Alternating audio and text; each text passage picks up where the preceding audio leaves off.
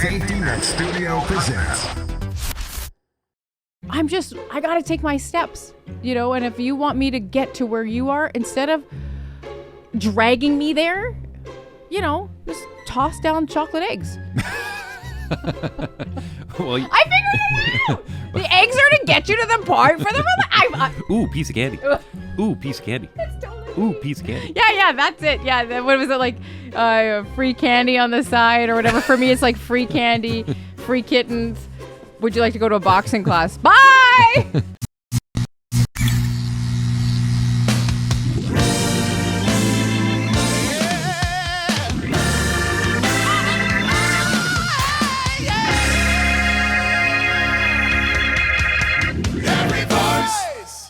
Perfection. Is a cage. Direction is freedom. Where did you hear that? Oh, somebody who does a 365. What is that? This drink is delicious. Berry vanilla flavor. They got me with these little mini bubblies, by the way. Yeah, those are the new Nintendo ones. I love that they're a mini. And I also love the characters on it, but they're delicious. If you add mushrooms, it gets bigger. That'd be great. Yes, please. Like my bicep. Forget Ozempic or whatever, right? It's Ozempic. Ozempic gets it smaller. Yeah. I want one. I want the mushroom. All your muscles grow. Where's that? I mean, it's 2026. I want that. How is your training going before we get into the bulk of the conversation today? It's going to be a heavy one today, by the way. Get ready. Strap in. As Tyler Carr would say, get your seatbelt on. Okay. I don't even know what's happening. So that's exciting.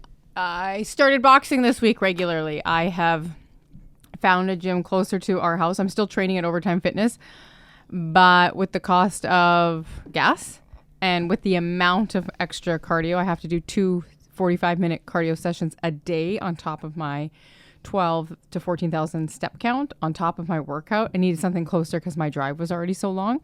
So I started training at Craft Boxing this week, and I have hit this. I've done 6 days, and wow, my arms are so sore. Like to the point where I'm kind of hoping my coach says, okay, we don't have to train shoulders as much because I train our arms 2 days a week and glutes and hamstrings 3 days a week. Ugh. And then I have one rest day and then we repeat. But I love it.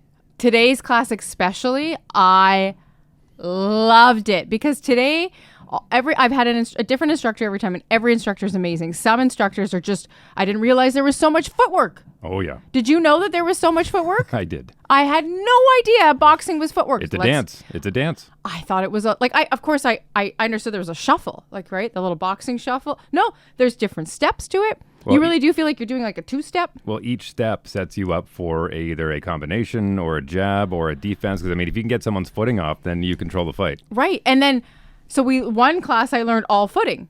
And I thought, oh, I came here to punch stuff, just to, But I realized after I left the class, I actually quite enjoyed the footing because I understood that when you did a slip, which is like when you dip down, I thought you had to dip down like you're going under a fence. And you just thought that was something that went underneath the dress. Right, I did. In fact, that's what I'm wearing now. Wow, full circle moment there. But I didn't realize that a slip was actually you take your shoulder to your knee, so it's a slip down. Mm-hmm. So I'm learning today. I learned a little bit more of slipping and like what a 1-2 is, what a 1-4 is. So our coach today calls. I want you to do a 3-6-8. I now know what a 3-6-8 is in the craft boxing. And craft boxing, there's only 2 in Canada. If there's one here, and I think that the other one is Ottawa, Montreal, and then LA. That's like originally from Los Angeles. So I'm training. It's so funny. Just really quickly, the guy that was beside me today, he's like, "Oh, welcome. Never seen you here before." Everyone's very kind, super nice. And first time here. No, this is my 5th class. He's like, asking questions. And I said to him, "So, question, are you wanting to box?" He's like, "Oh no, I don't want to get hit in the face." Me neither. That's my goal. Yeah. I don't want to get it. I'm just here because the cardio, I will burn 500 plus calories. And today we did an ab circuit. It's amazing. I absolutely never thought in a million years, if you would have told me a year ago that I would love boxing, I would have laughed in your face. And this is a great reminder to try something you haven't done. I'm a big believer in try everything once every decade and try everything twice because you might have done it wrong the first time. And I've always enjoyed years ago, I used to enjoy boxing, and then I was like, oh, I don't want anybody to get hurt. But I enjoyed the craftsmanship of boxing. But more so, and you know this about me, I enjoyed the kind of training, like the amount that they train. And when we're done training, it's like, oh, get back on the bag one more time, hit it as fast as you can. And you're gassed. Like I've never worked out and been that gassed before. So I'm loving the new circuit, but because we're now officially today, as we record this, exactly 10 weeks out from my competition, things get really ramped up. Next week, I start my full cut. So we'll see what starts to happen. Oof. Yeah, it's different. And it's a different gym. I will say, like the craft boxing's in a different gym. And so I've now been to a few different kinds of gyms, and I wasn't a gym girly half a year ago. I didn't own a membership. And in this right now I have 3. I have 3 memberships right now. It's a little ridiculous. I'm switching one over. But there's a different vibe in every gym. And I think that if you are in search for a community, find a gym close to your house, and you will find a community, because people are, especially classes, maybe not necessarily the weights area and stuff like that. It takes some time to kind of figure out what you're doing there. But if you join a cycle class, a yoga class, a boxing class, people are really welcoming, just happy to see you in there and like, welcome, because we're all beginners somewhere. So yeah, I love it. I absolutely. And I now how to throw I was told today I throw a really good, what was it? I throw an okay jab, but I throw a really good, whatever this one is. I think this is your jab. The one that's like your strong arm. I still don't know the technical terms. Well, your lead arm is your jab. Yeah. So yeah, I throw a really nice jab because I got the natural hips. Greatest counter punch combination of all time. You were talking about the 8675309.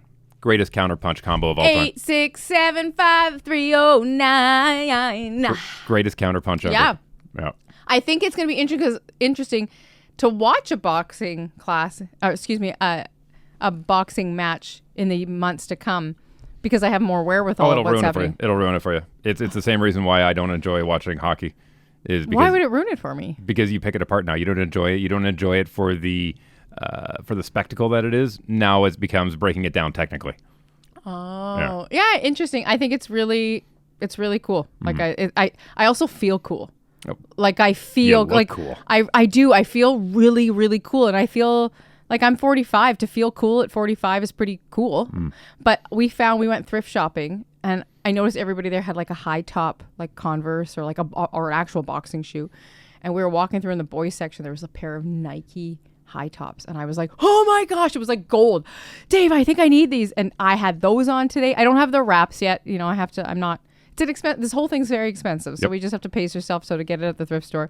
But when I see people like tying up their hands, pulling their hair back, and then the speed bag thing, is that what it's called? The speed bag? Speed bag, yeah. You know, I've tried that now twice and like trying to find a rhythm of that. But then I go up there, I'm like, okay. And I hit 3 or 4 and, blah, blah, blah, blah, and it just sounds ridiculous. And then somebody come up beside you and they're just, he's like, oh, it's very rhythmic. Rhythmic and meditative. It's very meditative. So if you're on my 365, I'm just going to tell you, there will be a meditative boxing sound one. Really quickly before we go any further, sign up for the Rae Within, the 365-day mindset Rae Within toolbox, and you can do that in the link below. Also, you can get yourself a deal on sheath underwear, which a lot of boxers wear for numerous reasons. It's true, they're official sponsor for the UFC, actually. Yeah, for the UFC, yeah. Yeah! I feel even cooler now! Guys. Use the promo code RAE. There's a link down in the podcast description, and you can save yourself 15% or 15% yeah, on and they always have promos too going on and everything like that, but that would be awesome. And like, subscribe, share where you can, comment if you can, and please do all those things. And happy spring. Yeah, you look nice in your spring colors. This is my my Easter outfit. I am in an Easter no. Nope, I'm actually not. Well, my chair is. It's getting a rise out of me. How about that? Oh. And that kind of brings me to, and I think this is the perfect day to do this. If you're celebrating Easter, if you're watching after Easter, whatever you're doing, hopefully, good luck with your Easter egg hunt. But this is a conversation that it's fitting that we do it today. But we've had a lot of really interesting coincidences happen in our lives recently. And there's a lot of things going on globally that I think the conversation is happening more often than not. But I'm really curious to know where your... And we've had this conversation in private, but I think it's good to talk about it openly. But where you kind of stand as far as your belief structure, I don't want to use the word religion because me personally, I've I'm not a big fan of organized religion. It's always kind of bothered me for a number of reasons. I don't think there's anything. I think there are some things wrong with it. I don't have any problems with people that find solace in it, but I think it would be healthy to have a good conversation about the structure of our belief system and where you kind of sit today. And I say I ask where you sit today because I think belief is an ever evolving ideology. And there was a wonderful film way back in the day called Dogma, which really gave me a foundation for a thought, which is people die over beliefs, but you can change an idea. And I really like that. It's kind of it's kind of based on something we said last week. Yeah, whereas when you're presented with new information, you should be able to change your opinion.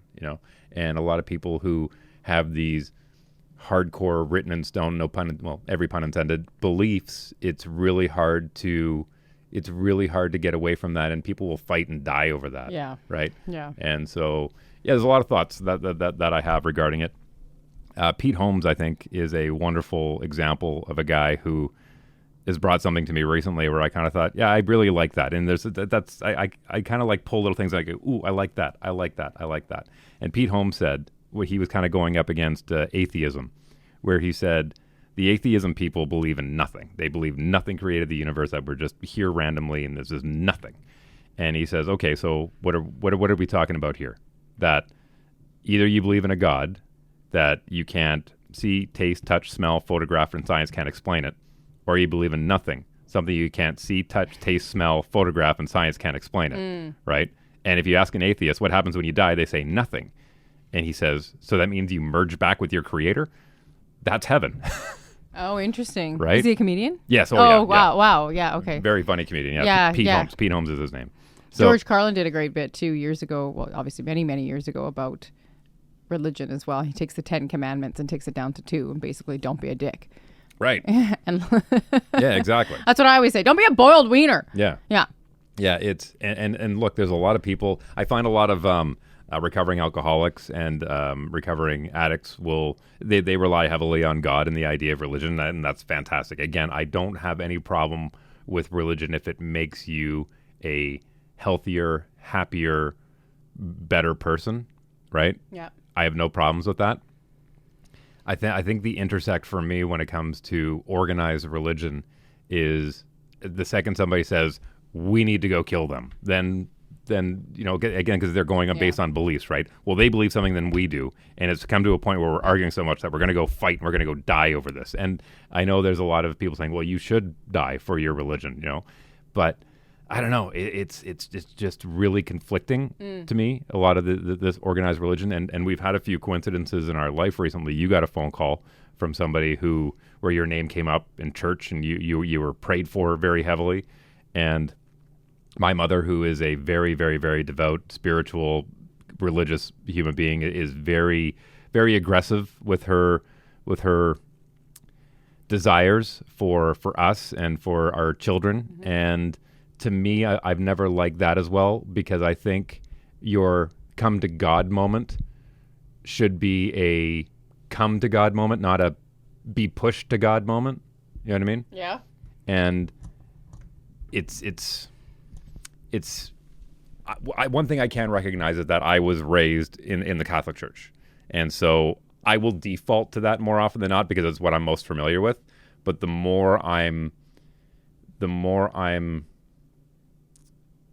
kind of exposed to different ideas and different religions, doesn't mean that I'm jumping from one to the other going, okay, I'm on your lily pad now.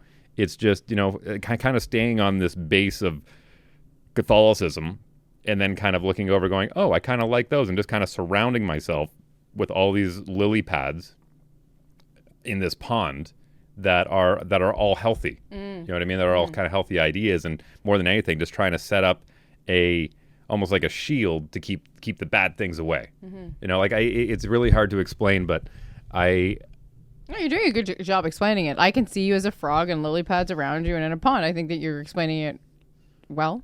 Okay.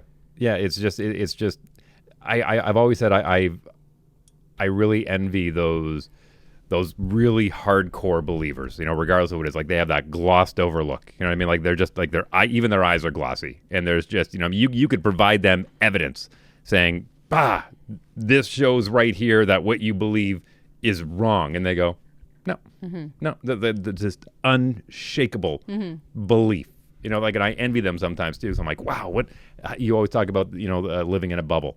Is just that impermeable bubble that just I live in a bubble. Can't be broken. You make your own bubble. You choose to put what you want in your bubble and then remove what. Sometimes you're like, oh, I like that, like you said, the lily pad. And then as you grow and things happen to you and you have experiences, you may go, you know what, that lily pad doesn't serve me anymore, so I'm done with it. So yeah, I live in a bubble, 100%. It's interesting too because a lot of the things in the Bible. The Bible's a tough one, too, because, I was raised on the Bible. I read the Bible. I'm familiar with the Bible. I can quote scripture. And it's interesting because it's almost like the game of telephone. You sit around a circle and you tell one person one thing, and by the time it gets to that 10th person, it's changed a little bit, right? And I believe that's kind of like the way scripture was, too, because it's been translated so many times out of this language we didn't really understand. And then finally, King James said, nope, this is the version we're going with. Print it, put it in every hotel drawer across North America. This is the one we're going with. So that's the one we've kind of leaned on, right? And is it 100% accurate? Probably not. Most likely not. But a lot of the things, and with modern science, like we talked about it early in the show about 10 episodes ago or so, about how there was evidence of the Shroud of Turin, which actually has evidence that some sort of nuclear burst of energy went through this cloth, and the evidence that was there, that stuff's crazy. Finding Noah's Ark and a lot of these holy sites over in the Middle East, and it's just, you kind of look at it and go, okay, maybe there is some validity to it. And then you read the other side where there's scripture from the Mesopotamia where there were sun gods, and you even if you go to Mexico too, they've got like gods, like you said, the sun gods, right? The Mayan gods, and then there's other cultures who have like multiple gods, right? Multiple. And then you start getting in the conversation of religion was just used as a tool to control the masses about this invisible being who you'll go to hell in the afterlife if you don't obey these rules and these laws and to keep order. And it is such a deep rabbit hole, like it really, really is. But at the core of it, to believe in a higher power, which I do, I think that's really the message in all of them. Yeah. And the big one for me too is, and this is one thing, and I know it's pretty consistent across a lot of religions, is that God lives inside of you, whatever you call God, whether it's with a big G or a little g or whatever it may be. Is that God lives inside of you. God is with you all the time. God surrounds you, like even in some of the scripture that was pulled from the King James Version, which was very much against the idea of the Catholic Church, was split wood and I am there. Turn a rock and I am there. Like you basically saying you don't need these large, beautiful buildings covered with gold in order to honor me. Like I'm everywhere. And so the idea of sitting down and being very internal and sitting with yourself, that to me is getting closer to God, right? Understanding yourself better than anyone before you start going out and saying, you need to do this if you want to go to heaven and all these types of things. I've just really had a hard time pushing beliefs. Having discussions, I'm totally for. Yeah, discussions are great. But there are some people where if you, and I'll use my mother as an example, when I bring up some of these other ideas, it's like, nope, it has to be this way, and this is what it says, and if you don't believe this, then we're not spending time in heaven together, and it breaks my heart. It breaks my heart to think that there are people that are just such hardliners that it's their way or the hell way. It's heartbreaking. Yeah, I can appreciate that. Yeah, but there are a lot of people who lean on it, and it kind of keeps them from doing evil things, I suppose. I also think that there is something to be said about the power of a prayer. I think the idea of anybody praying for somebody, taking the time. Well, right from the Bible, it says, where 3 or more are gathered in my name, thou shalt be done, right? So the idea that there's power in group, which leans to church. I absolutely think that there is so much power in prayer. I've had moments where I can specifically remember so I grew up Roman Catholic, didn't really take to it, but went through had my communion and had all those kinds of things. In fact, my cousin who's here this week, her and I had our communion together. Reconciliation. And, sure. So, but I don't really Sunday school. Like I don't really remember. Very ritualistic stuff. Yeah. And I don't really remember. And I remember not gravitating towards it. It was just like you'd go to church and then, confess your sins. And I was like, I remember sitting one time and then I was like, I got nothing to tell you. You know, like I didn't quite grasp it. So then through my life, I've had a lot of experiences. I was like, I'm curious about Buddhism. I was curious about just like from traveling into different cultures, you sort of understand like, and I just wanted to know, right? Like I wanted to understand, but there is a few very specific moments, and I will share one, well, maybe more than one, but after we got pregnant with Angus, I think I was about 8 weeks pregnant. We were living in St. James, and I was at work and I got some spotting. And I remember very specifically, it was Luxitan Polo Park. I had opened up that store. And I remember when I went to the bathroom, I saw that. And it actually makes me quite emotional. When I saw that, I remember turning around in the bathroom, dropping to my knees and praying to God. Please, please don't take this away from me. Please. And I just remember praying and praying and praying and praying. Angus is now turning 15 years old and extremely healthy. There have been moments where I have felt completely alone or scared, and my thoughts are immediately to pray.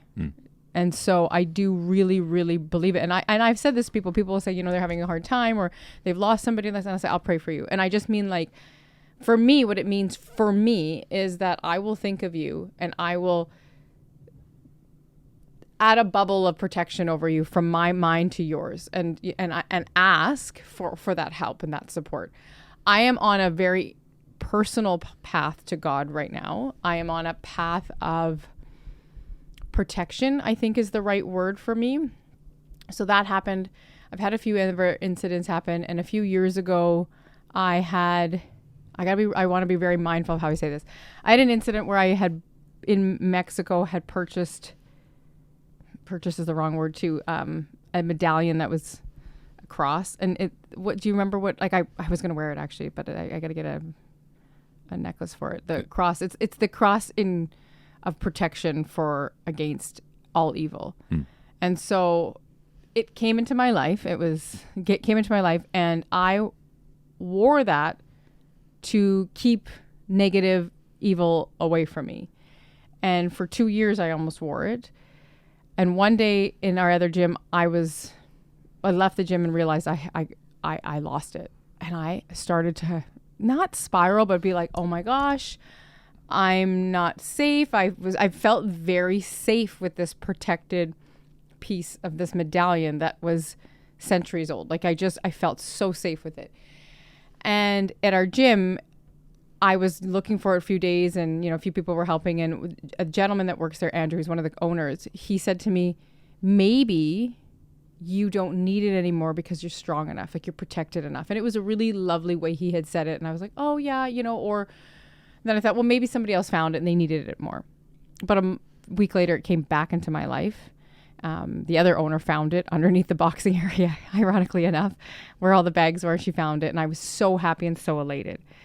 And so, but that's a cross. That's a protected piece, you know, through and again, I don't really understand the difference between Protestant and Catholic and. Oh, ask the Irish, they'll tell you. And what's the other one? Pentecostal. Like, I don't quite understand. So that's why I say this is my path. And that's why I agree with you. Everybody has a path, but people who are pushing you onto their path turn me off. I need to figure that out for myself and what that feels like for me. I did have a very strong incident that you briefly touched on last week, where a cousin of mine in Alberta, I'll just briefly tell the story, who were not really close. We know each other on Facebook. Of course, you know, we grew up close, but over the years, we're not really close. And she called me. Well, she actually said, can I call you? I want to talk to you about something that happened in my church today. And I took her call, of course, and we chatted, and long story short, the minister stood up and said, does anybody here have a cousin Candace? Take it for what it's worth. This is the call I got. She stood up, she walked to the front, and she said, we need to pray over your cousin Candace because A, B, and C. And I'm not going to say why, but that's for me to know. And it's very emotional because she told me, you know, there's a church of 300 people who prayed over top of me. And she said, I don't know what's going on in your life or what path you're on, but I just want you to know that your name was mentioned and your life was prayed over. And how can I not feel emotion about that? How can I not okay? And then of course it's a whole personal, I've had very open conversations with really people who are really close to me. Is this me being, told, okay, it's come back? Am I on the path? I mean, I've heard the idea that the path of God and the path of Christ is narrow, and yeah, so this has been a week, I know it sounds crazy, but I do think boxing has actually really been therapeutic for me, because I've had a lot of that in my head. That was a lot to take on, especially what the message itself was and what the link to the necklace was. So for me, I'm not ready to completely dive into that part of the conversation because I haven't processed it myself. I'm dealing with it. So I'm on my own path. And, for me growing up, Easter, though I know what it's generally about, but Easter was chocolate bunnies and chocolate eggs. And I can't have chocolate eggs.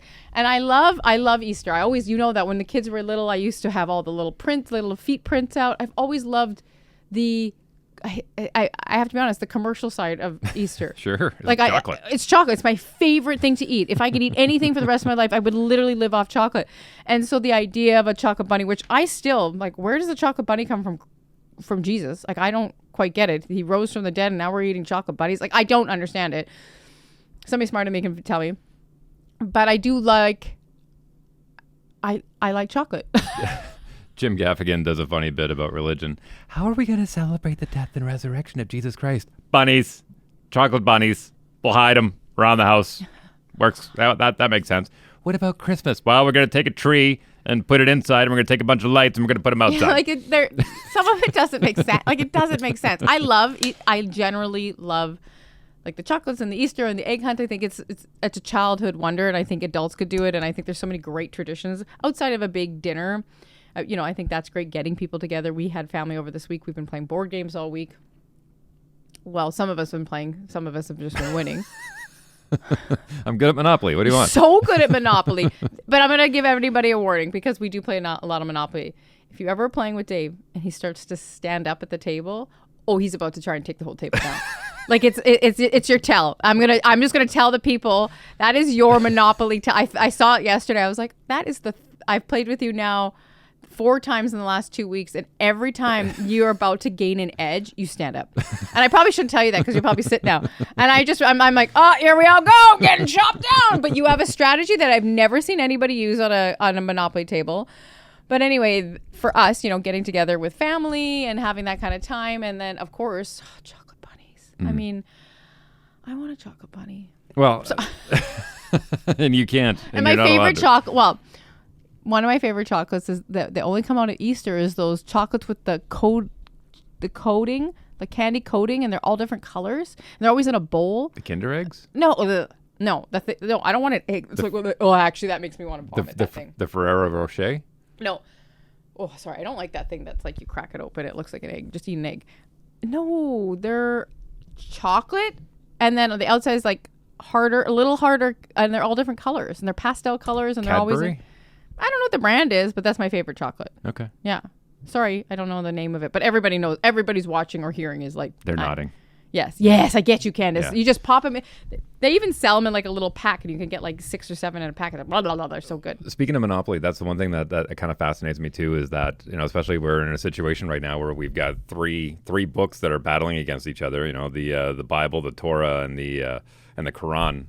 Kind of fighting over in the Middle East right now, which I find from a geopolitical standpoint very fascinating.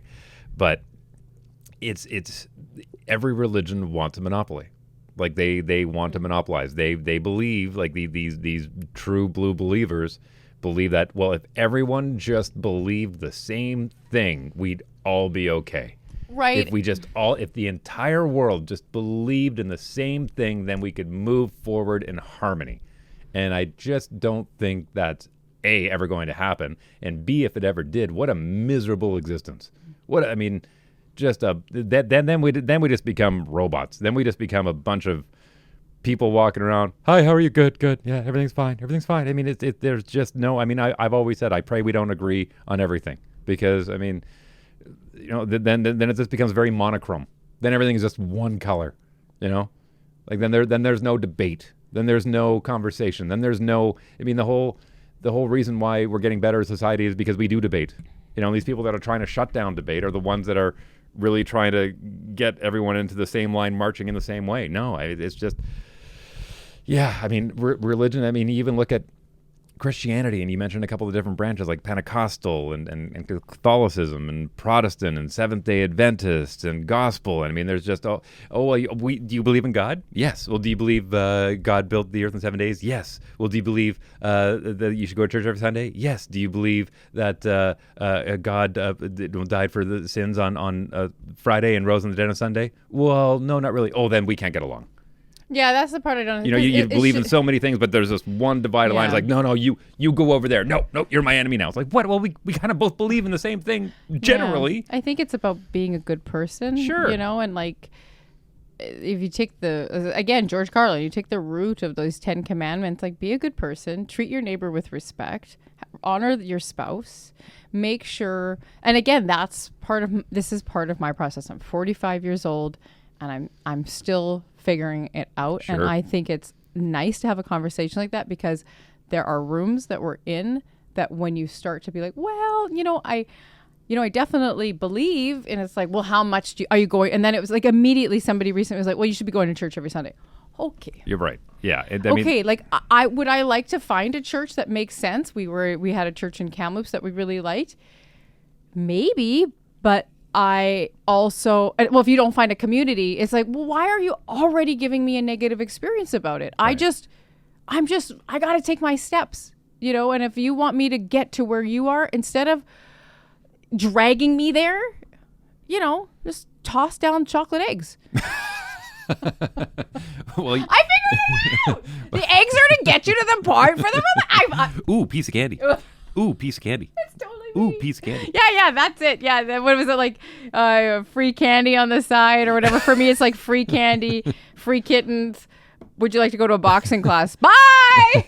There goes Candace. Well, Denzel Washington said it well. I saw an interview with him, and he said, if you're doing everything bad, the devil's not going to bother you, right? It's when you're doing everything right is when he's going to tap on your shoulder. And I think that's maybe a second part to this show is the evil, because Sure. I have spent a lot of time unaware, because I said I've lived in a bubble. And the road to hell is paved in gold. Yeah, and so many times, and something that was said to me recently on that call was, don't forget that sometimes when you sit at the table, the shiny coin isn't the one you want. And I was like, yeah, okay. It was like that final scene in Indiana Jones and the Temple of Doom, right? Oh, with the cup? Or in the which is the one that he made, Last Crusade. which is the one that God would have, or Jesus would have That's the drank cup out of a carpenter. That's the cup of a carpenter. And it's just, I think that's it too. And one thing I do appreciate about that I do understand about the Bible, or to my knowledge of the Bible, and is, there's this idea that when you don't, let me backtrack that. One thing I really like is when you don't know what to do in life, I'm going to cry, serve. And I don't mean just serve tables. Go serve table if that way. But if you're not sure what path to be on, and that's where I feel like I really wash someone's feet. Well, but like that's the thing in the Bible, right? Exactly. Yeah. Or serve. For me, it's serve my community. I will go teach. I will go hug. You know what I mean? Like if you don't know what to do, just do what you're good at and serve until it comes to light. So I think that if anything, if more and more people were serving their communities and serving their families, and I don't think we have way too much information about what's happening in the world, but if you just kept to your community and every community started to support each other, we would build a better society in general. Sure. Yeah. And that's one thing that I had. And chocolate eggs. That's one thing I had a problem with when I was young, where I had asked a religious leader, I said, what happens to those people that live over on the other side of the world that don't believe in God, like the biblical Christian God, that have never even heard of God? Right. They've never even been introduced to him. Like what happens then on Judgment Day? Well, unfortunately, they'll go to hell. I'm like, that's not fair. Right. And what happens to the person who is a really good person, like serves their community and helps old ladies change a tire and saves kittens from trees and does all these good things, but doesn't believe in the structured religion? What happens to that person who's a really good dude? Mm-hmm. Well, unfortunately, they'll go to hell. No, I don't like that. That doesn't make sense to me. I don't like that. I have in the past in my 20s been told I would go to hell for posing in magazines. I remember that. And that's a turnoff. You want me to show up to the door of your religious beliefs, and you're telling me that if I continue posing in a bikini that I'm a I'm not welcome here. Oh, you wouldn't believe the people in my family that had a problem with that. I know. I mean, I still remember the letter. We got letters about having a child out of wedlock. Yeah, because we were not married before we had Angus. Because if we do this, then we're not going to be able to spend time in heaven together. And to me, that's just like, whoa, like, wow, come on. Yeah, and I think that's it. So I'm curious, people who are listening to this, just where you're at. I mean, I know it can be an uncomfortable conversation because people make it about because nobody's right. Right, and also because it's like playing tug of war. Mm-hmm. Come on. Oh no, come on. You'll be happier. Yeah, but also can't we just talk about it? Yeah. Because, like you said, I just want to collect my lily pads. I just want to be a good person, try and do good things, and I do agree. Is everyone a sinner? Yeah, we've all done things in all various ways. Like, I wish I didn't handle it that way. I wish I did. Yes, but you know what? The best way to do is you learn from it and you just don't do it again. Well, I mean, I'm not talking murder. That's a whole different kind of sin. But like, I'm just talking. If you do it in the name of God, apparently it's okay. Well, and that's not okay. Yeah, well, apparently when you're going to war and you've got a cross on your chest and it's the Templar crest and you're going in and you're doing the Crusades, apparently that'll get you into heaven. Like that's the part that confuses me. Yeah. And another thing from my lily pad that I like that from a book that you read years ago. And it kind of leans into the whole, it's just a different version of what the Bible says is admit you're a sinner and ask for forgiveness. And that one is ho'oponopono, which is ho'oponopono, which is a Hawaiian term, which is I love you and I forgive you. Yeah. It's thank you, please forgive me, I'm sorry, I love you. Right. And it's saying it to yourself. I think it's actually, I have it in the wrong order now. But the idea of it, and so that every time you have a negative thought, this Hawaiian leader would tell you ho'opono ono. And so it's, I'm sorry, please forgive me, thank you, I love you. That's it. I'm sorry, please forgive me, thank you, I love you. And I've shared that because I think it's beautiful. Mm-hmm. If you immediately just go, I shouldn't have had that. Sorry, I'm sorry, I didn't know. Thank you for the forgiveness. I'm sorry. Please forgive me. Please forgive me for that. Thank you for your grace, and I love you. And I just think it's such a powerful, even if you just say it like that, it's such a powerful message to self because when it comes right back to it, when I teach meditation, which can be looked at as a negative, when I teach meditation, anything like that, my goal is not to get into your head, is that you connect from your breath.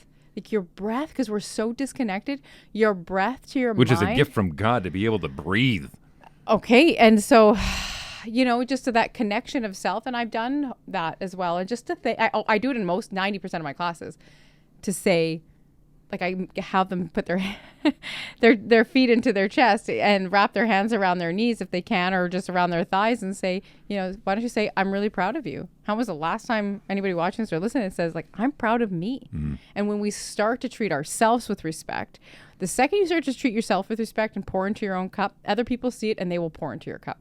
Because I was a giver, pour, and that drained me, and that took me, and it made me I don't want to say victim, but I made me a... Well, you're a battery. You're a battery for right. people. I 100%. And I've learned...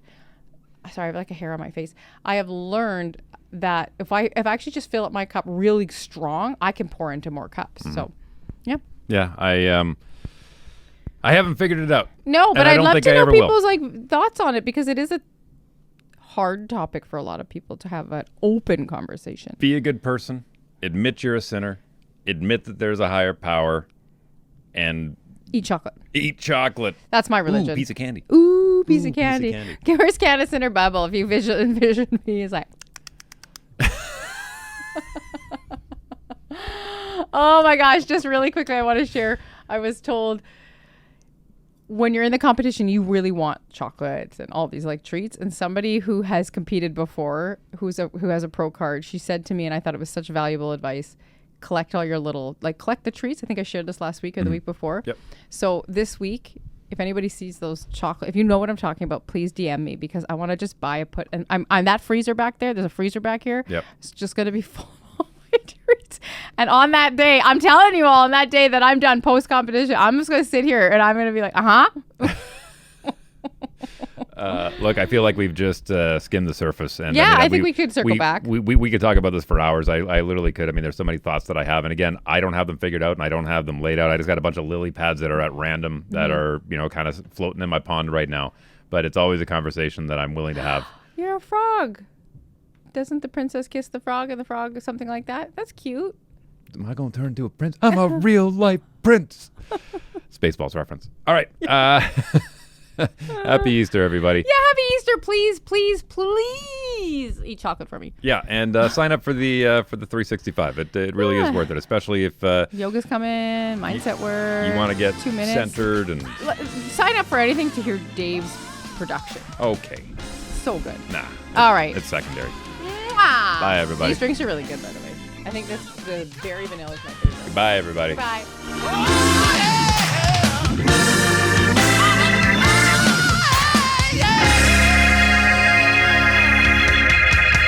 Every voice.